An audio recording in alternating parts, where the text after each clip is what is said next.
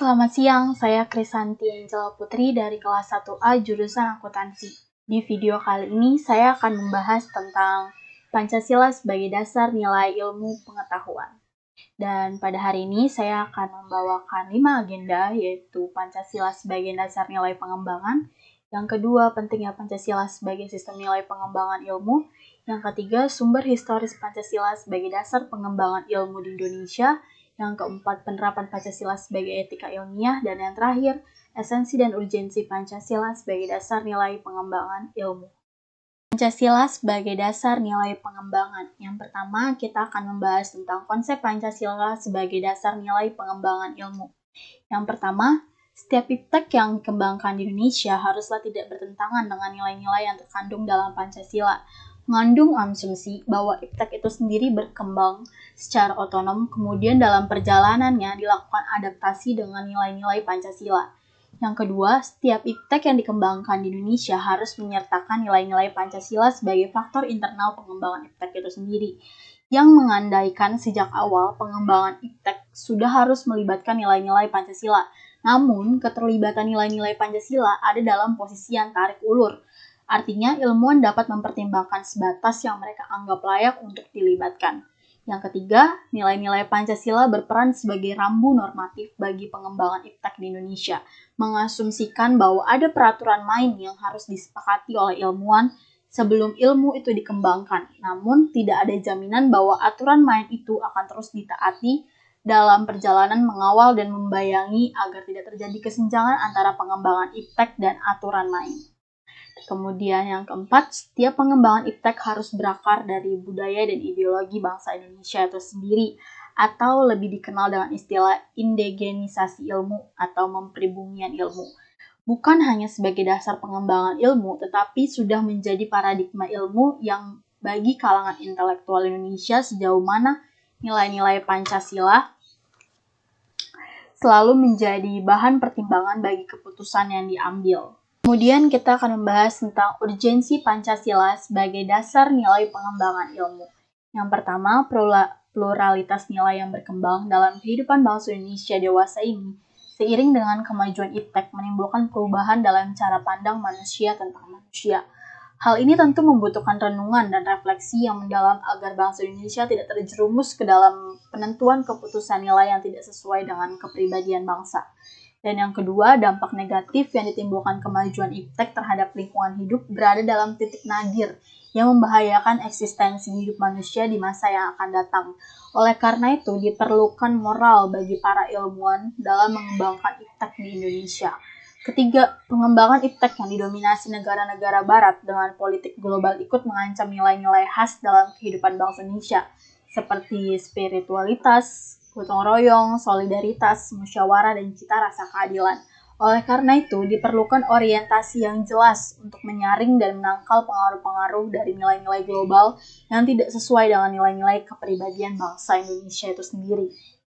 Kemudian kita akan membahas tentang pentingnya Pancasila sebagai sistem nilai pengembangan ilmu. Yang pertama, kerusakan lingkungan yang ditimbulkan oleh iptek baik dengan dalih percepatan pembangunan daerah tertinggal maupun upaya peningkatan kesejahteraan masyarakat perlu mendapatkan perhatian yang serius. Kemudian yang kedua, penjabaran sila-sila Pancasila sebagai dasar nilai pengembangan iptek dapat menjadi sarana mengontrol dan mengendalikan kemajuan iptek yang berpengaruh pada cara berpikir dan bertindak masyarakat yang cenderung pragmatis. Ketiga, nilai-nilai kearifan lokal yang menjadi simbol kehidupan di berbagai daerah mulai digantikan dengan gaya hidup global, seperti gotong royong yang digantikan dengan sikap individualis. Sumber historis Pancasila sebagai dasar nilai pengembangan ilmu di Indonesia.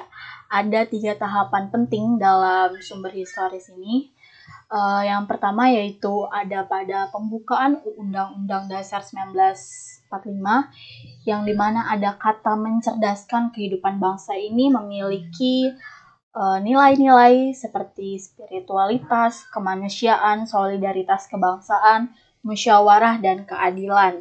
Proses mencerdaskan kehidupan bangsa yang terlepas dari nilai-nilai spiritualitas, kemanusiaan, solidaritas kebangsaan, musyawarah, dan keadilan merupakan pencenderaan terhadap amanat pembukaan Undang-Undang Dasar yang merupakan dokumen sejarah bangsa Indonesia. Kemudian yang kedua, Soekarno dalam Kuliah Umum Pancasila tahun 1958 sampai 1959 menyampaikan sebagai dasar falsafah negara pada 26 Juni 1956 sampai 1 Februari 1959 sebagaimana yang disitir Sofyan Effendi, Rektor UGM pada waktu itu, dalam Simposium dan Seserahan Pancasila sebagai Paradigma Ilmu Pengetahuan dan Pengembangan Bangsa tanggal 14 sampai 15 Agustus 2006, menyinggung perlunya setiap sila Pancasila dijadikan blueprint bagi setiap pemikiran dan tindakan bangsa Indonesia, karena kalau tidak akan terjadi kemunduran dalam pencapaian keadilan sosial bagi seluruh rakyat Indonesia. Kemudian yang ketiga ada Seminar Pancasila sebagai orientasi pengembangan ilmu yang waktu itu diselenggarakan di UGM pada 15 Oktober 1987 yang mempunyai tema asas dan pendirian hidup. Penerapan Pancasila sebagai etika ilmiah. Yang pertama ada hormat terhadap hayat, itu penerapan sila pertama. Kedua, persetujuan sukarela untuk eksperimen dengan penerangan yang cukup dan benar tentang guna dan akibatnya, penerapan sila kedua dan keempat.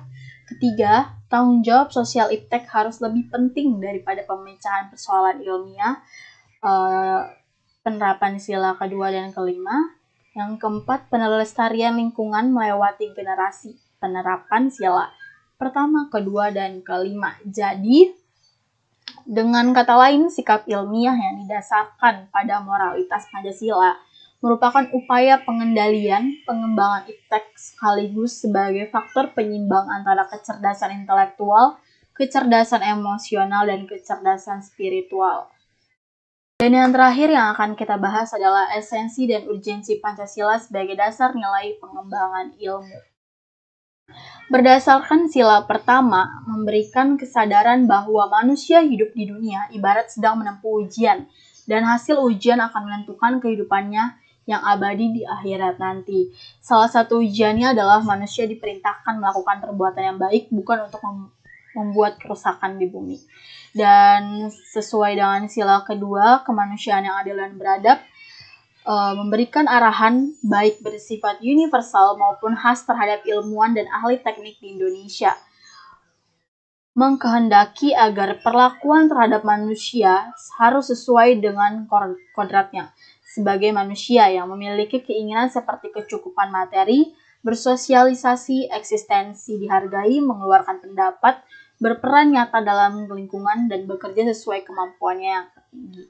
Kemudian ada esensi yang ketiga, sesuai dengan sila yang ketiga, Persatuan Indonesia, memberikan landasan esensial bagi kelangsungan NKRI. Kerjasama yang sinergi atas individu dengan kelebihan dan kekurangannya masing-masing akan menghasilkan produktivitas yang tinggi daripada penjumlahan produktivitas individunya. Keempat, sesuai dengan sila keempat, memberikan arahan asa kerakyatan yang mengandung arti bahwa pembentukan negara Republik Indonesia ini adalah oleh dan untuk semua rakyat Indonesia.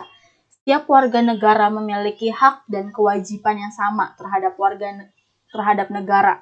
Demikian pula dengan ilmuwan dan ahli teknik yang wajib memberikan kontribusi sebesar-besarnya sesuai kemampuan untuk kemajuan negara. Dan yang kelima, sesuai dengan sila yang kelima, keadilan sosial bagi seluruh rakyat Indonesia memberikan arahan agar selalu diusahakan tidak terjadinya jurang atau gap kesejahteraan di antara bangsa Indonesia. Ilmuwan dan ahli teknik yang mengelola industri perlu selalu mengembangkan sistem yang memajukan perusahaan sekaligus menjamin kesejahteraan karyawan. Kemudian ada urgensinya. Yang pertama, perkembangan iptek di Indonesia tidak benar-benar berakar dari Indonesia, sehingga perkembangan iptek di Indonesia berorientasi pada negara barat. Kedua, perkembangan ilmu pengetahuan Indonesia lebih berorientasi pada prodi-prodi yang laku keras di perguruan tinggi di Indonesia adalah prodi-prodi yang terserap oleh pasar. Ketiga, pengembangan ilmu pengetahuan dan teknologi Indonesia belum melibatkan masyarakat luas, sehingga hanya menyejahterakan kelompok elit yang mengembangkan ilmu atau yang disebut science oriented. Oke, itu saja dari saya. Kurang lebihnya mohon maaf. Terima kasih. Selamat siang. Salam sejahtera.